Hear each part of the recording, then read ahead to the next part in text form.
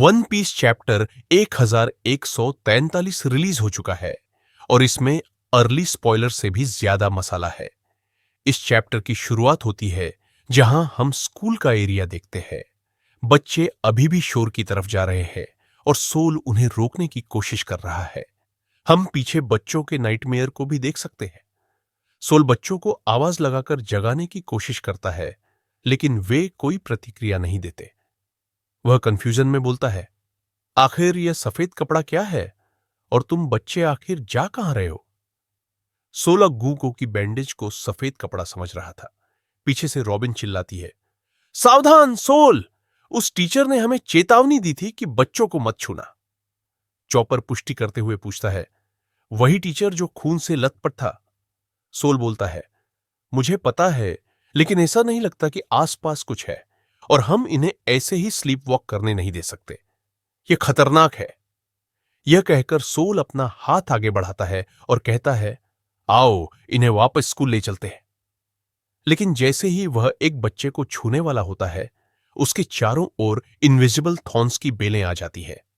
Soul के हाथों के आर पार जाते ही उसे इतनी ज्यादा पीड़ा होती है कि वह जमीन पर गिरकर चिल्लाने लगता है।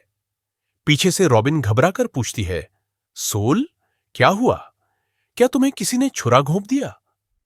तभी स्कूल में से एक घोषणा शुरू होती है। यह लाइब्रेरियन की आवाज है जो घोषणा में कह रही है, हमारे सभी बच्चे अचानक डीप स्लीप स्टेट में जा चुके हैं और उनमें से 9 बच्चे कहीं जा रहे हैं, लेकिन वे अभी भी सो रहे हैं। अब सीन वेस्टर्न विलेज में शिफ्ट होता है, जहां डोरी, ब्रोग और बाकी सभी लोग मौजूद हैं।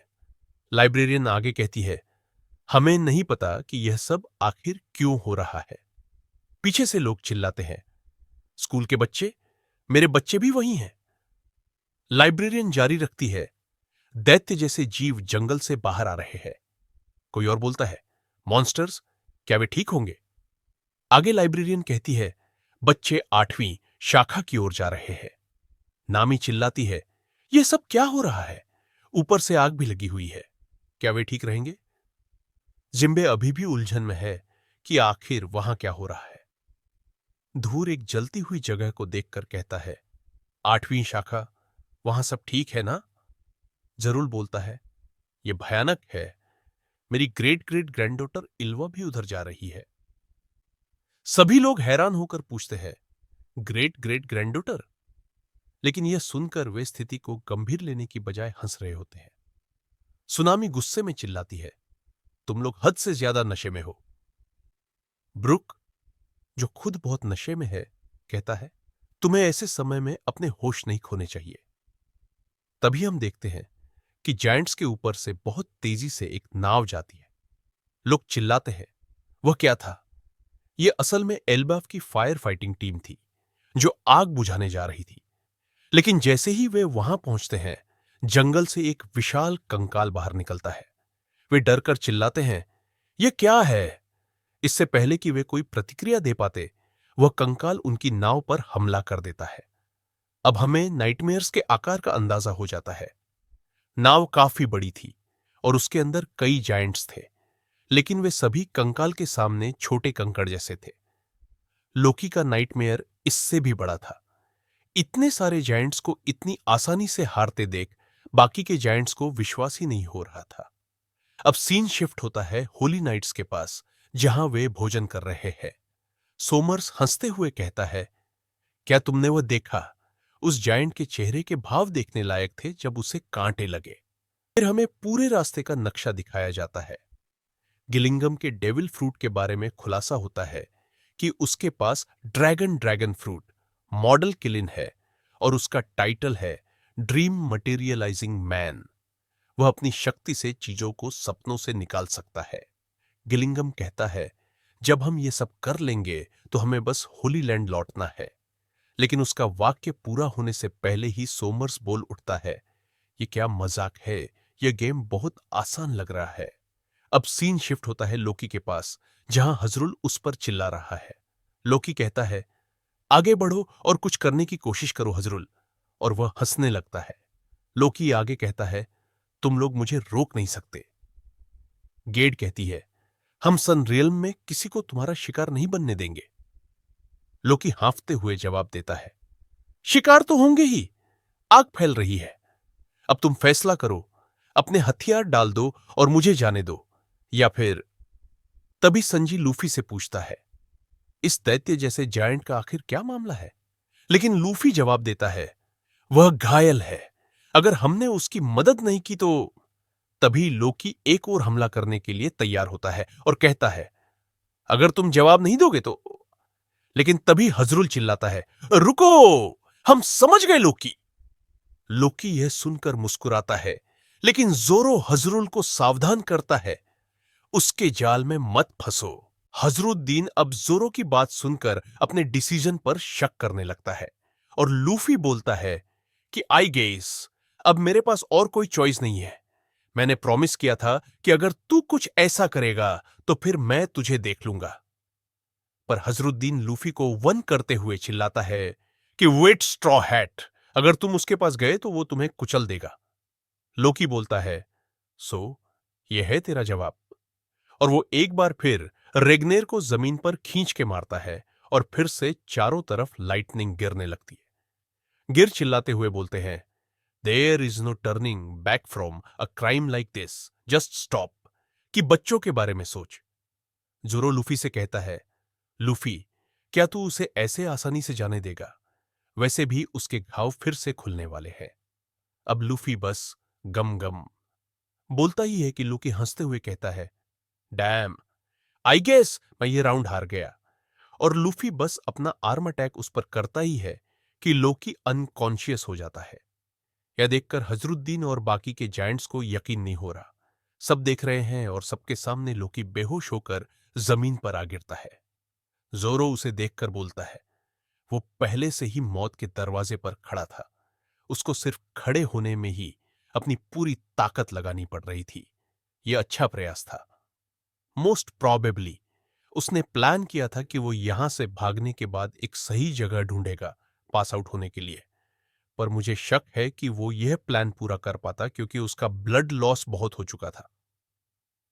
अब जोरो जायंट से कहता है, अब यह तुम्हारी चॉइस है कि तुम इसे ट्रीट करोगे या फिर मरने दोगे। पर लूफी चिल्लाता है, मेरा उसके साथ एक अधूरा हिसाब है, पर वह पूरी तरह से खून में डूबा हुआ है। रोड कहता है, ऐसा लगता है कि किसी ने इसे मारने की कोशिश की थी और यह इसके पुराने अपराधों से बिल्कुल अलग मामला है। फिर वह मन में सोचता है, इट्स जस्ट अ हंच, पर क्या यह वही हो सकता है? लूफी बोलता है, प्लीज उसकी जान बचा लो। मुझे फर्क नहीं पड़ता कि वो किस तरह का इंसान है, मैं उसे अपनी आंखों के सामने ऐसे मरते हुए नहीं देख सकता। यह सुनकर हजरुद्दीन सोच में पड़ जाता है। अब लूफी की रिक्वेस्ट पर लोकी का इलाज किया जा रहा है और लूफी पूछता है, फुल रिकवरी में आखिर कितना समय लगेगा? जिस पर ग्रेड बोलती है, फुल रिकवरी में इसे कई महीने लग जाएंगे। फिर वह कहती है, अगर हम इसे सही तरीके से ट्रीट करना चाहते हैं तो इसे इन वुड्स में नहीं रहना चाहिए। विलेज के लोग इसे माफ नहीं करेंगे। यह लोकी के लिए एक सीधा रास्ता होगा एग्जीक्यूशन की ओर। अब लूफी लोकी के हॉर्न्स की तरफ देखकर हैरान हो जाता है कि यह उसके हेलमेट का हिस्सा नहीं है, बल्कि लोकी के असली सींग है। हजरुद्दीन बोलता है, यह एंशिएंट जायंट्स का एक निशान है, हमारे पिता रल्ड भी ऐसे ही थे। अब हजरुद्दीन अपने पास्ट को याद करने लगता है। जब वह और लोकी छोटे थे तब उनके पिता रल्ड ने कहा था, तुम दोनों मेरे प्रेशियस बच्चे हो, मैं चाहता हूं कि जब मैं इस दुनिया में न रहूं तब तुम दोनों एक साथ मिलकर काम करो और जो भी कर सकते हो वह सब करो एल्बाफ को सपोर्ट करने के लिए। फिर उसे याद आता है जब लोकी ने उसे फाइट में हरा दिया था और कहा था, मैं आखिर एक ऐसे कमजोर को अपना बड़ा भाई कैसे मान सकता हूं? तू बस एक दाग है और तू कभी भी पिता का असली वारिस नहीं हो सकता। हजरुद्दीन की मां रल्ड की असली पत्नी नहीं थी, बल्कि उन दोनों का एक अवैध संबंध था। ये याद करके हजरुद्दीन को गुस्सा आता है और वह बेहोश लोकी के सामने अपनी एक्स उठा लेता है। वह बस उसका गला काटने ही वाला होता है कि सभी जायंट्स उसे रोकने के लिए आगे आते हैं।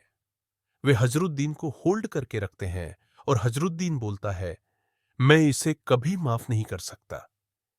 इसने मेरी मां का अपमान किया और मेरे पिता को मार दिया। एंड हम देखते हैं कि लोकी को थोड़ा थोड़ा होश आ गया।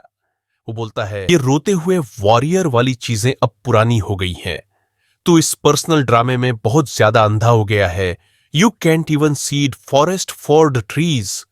डोंट टेल मी कि तू भी बाकियों की तरह ही है, जिसको यह लगता है कि मैंने अपने ही बाप को कोल्ड ब्लड में मार दिया।